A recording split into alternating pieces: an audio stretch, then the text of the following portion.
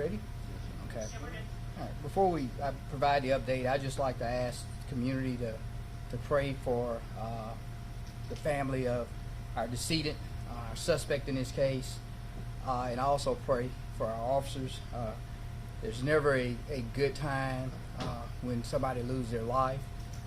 So as a result of that, again, I am here today to provide you guys with an update of our investigation. So I'm going to read you guys my statement. It says, the Mobile Police Department is investigating an officer-involved shooting that occurred last night during a traffic stop around 7:44 p.m. The patrol officer pulled the driver of the vehicle over on Highway 90 at the on-ramp to I-10 eastbound for several traffic violations. The passenger, identified as 37-year-old Edward Bittner, fled on foot, and the officer gave chase.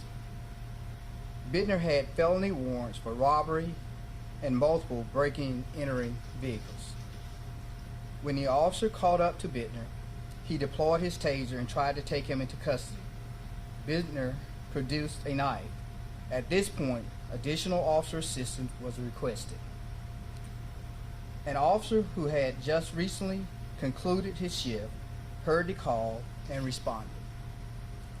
As Bittner attempted to make his way back to Highway 90, the assisting officer discharged his taser in an attempt to disarm him. This attempt also failed, and Bittner was able to maintain control of the knife.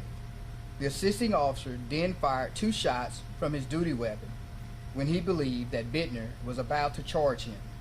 Both shots struck Bittner. This officer-involved shooting will be presented to the Mobile County District Attorney's Office. The officer involved is on administrative leave pending our preliminary investigation. So I'll take questions at this time. Can you identify the officer? Not at this time. Where were the bullet wounds on Bittner? Preliminarily, it looks like the autopsy is still being performed, but preliminary, left side, left back.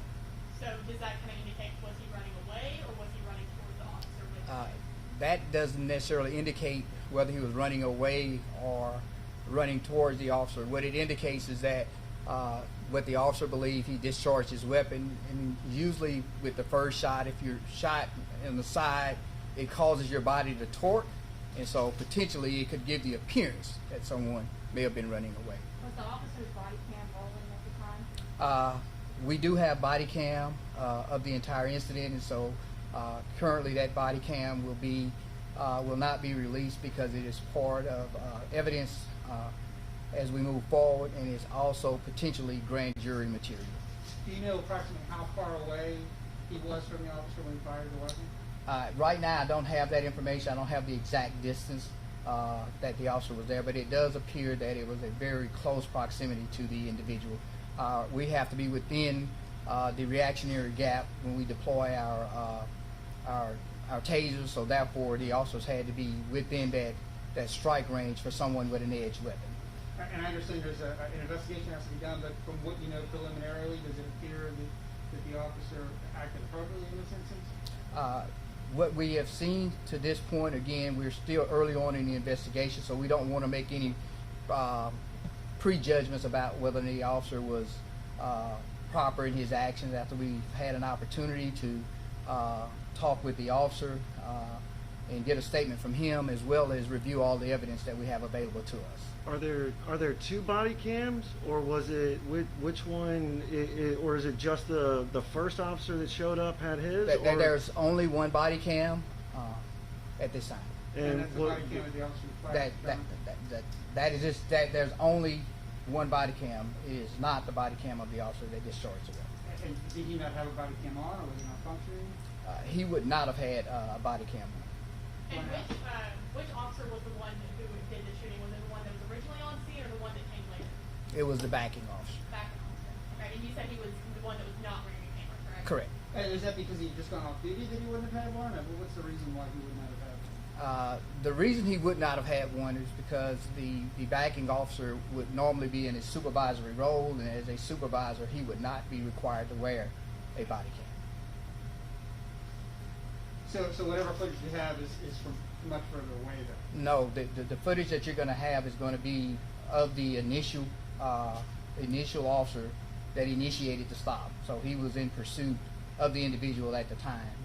Did the body cam footage just capture the sound, or can you see the actual shooting itself? The body cam is very clear, and again, it's part of our evidentiary process. And so as we get closer to turning everything over to the district attorney's office, you can check with them about the release of it. And you said the officer said that he thought that the suspect was about to charge him? That's what my statement just meant. About how long did all this take for, the initial stop, then they're running away, and then the actual fatal shot? In looking at the body cam footage, it looked like somewhere between 1 and maybe 5 minutes for the entire situation to unfold. Yes. And how long do you anticipate the investigation to? Say again, sir? How long do you anticipate the investigation? Well, we hope to have our preliminary investigation completed no later than Monday or Tuesday of next week. And then from that point, we will process the rest of the information, try to turn it over to the district attorney's office as quickly as possible. Was it determined if the suspect was the driver of that car or not? Say again? Was it determined if that suspect was the driver of the vehicle, or was he just in the car? We believe, based off the information we have right now, that the suspect was a passenger in the vehicle. And can you describe the traffic infractions that were being pulled over for? Was it a speeding situation? It's my understanding that the violations were for a equipment violation, which would be a missing headlight, improper lane change, and again, I'm not sure of the third violation, but there were three violations. And were those citations issued to the driver? I'd say we're still Okay. deep, early on in the investigation. I have not verified whether or not citations were issued to the driver. And you believe that the person who shot was the passenger? Can you tell us who the driver was? I don't have his name, but we can get you that information. Was the driver on scene throughout the incident, or did he flee the scene? Was he? The driver stayed on the scene. Okay. And how far away did the passenger get before the shooting? So, based off the dynamics, if you've been out to the scene, it looked like the suspect basically ran a lap around the off ramp in that particular area, about somewhere between, I would say, 440 yards or greater distance than that. But it was basically a big circle So that he's coming back toward the car. he's coming back to the original stop location. And when you say that the tasers failed, did they just miss him, or did it make contact and he just failed to get In both instances where the taser was deployed, the suspect, Mr. Bittner, was able to overcome the effects of the use of the taser. And do you have any information about whether he was on any kind of controlled substance? So in these type cases, an autopsy is performed, and so at some point we'll get a toxicology report back indicating whether or not Mr. Bittner may have been under the influence of any particular drug. And you said there were active warrants for him. Did the officers know that at the time, or is that just something that you uncovered later? That is something that, well, I'll go back a step further. Prior to the officer pursuing Mr. Bittner, as Mr. Bittner exits the vehicle, one of the passengers in the car says, "Somebody just robbed us," and so the officer was armed with the knowledge that potentially a robbery had just taken place, along with the traffic violation that he executed. And one word, can you describe the warrants that were open, what the incidents were, when they were from? So one of the warrants, a couple of the warrants were for burglary third, and they date back to 2019. He received bond for those burglary charges, and a bond at the time, and he failed to show up for court, and so therefore a failure to appear warrant was issued for him not appearing on the felony warrants that he had already been previously booked on. How many people were in the vehicle? 3. And it was two men and a woman? Or? Two men and a woman. So if there are no... And will you be releasing the name after the preliminary investigation? Yes, sir. Yes, sir. It's our intent to potentially do that, And depending on our ability. You know, within the climate that we live in today, that there are many threats made against officers. So we will take that into consideration before we make a determination as to whether or not we will release their names and photographs of the officers And involved. can you tell us a little bit about how long he's been with the force, that sort of thing? Say again. How long has he been with the force, and what kind of service record he has? About 21-year veteran of the department.